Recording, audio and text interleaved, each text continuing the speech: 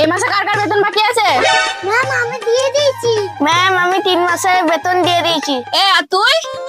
Ma'am আমার 2.5 মাসের বাকি আছে। নো প্রবলেম, আর 5 মাসের বাকি রাখ, কোনো অসুবিধা নেই। ঠিক আছে, এবার সব পড়াতে ফিরে আয়। তুই বল 3 আর 3 যোগ করলে কত হয়? 6 হয়। এবার তুই বল 6 আর 6 যোগ করলে কত হয়? ম্যাম 12 হয়। এবার তুই বল 1200 plus 1400 plus 2000 plus 3000 plus 5 lakh plus 6 lakh plus 10 lakh. এবার তুই বল কত হয়? কি বললে দিদিমণি, আরেকবার বললো। কি বললি? তোকে এক্ষুনি বললাম, তুই শুনতে পাসনি?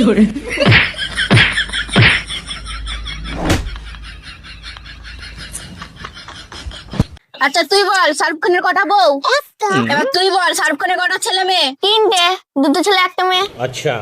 এবার তুই বল সালমান খানের কটা বউ? ম্যাম সালমান খান তো কাউকে বিয়ে করেনি। বিয়ে করেনি মানে? No, no, no, no.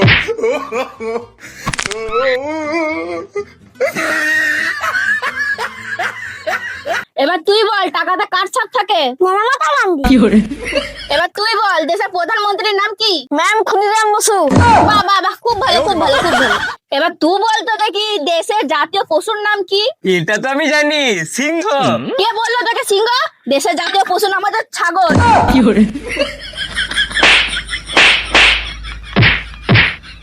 No, no, no, no.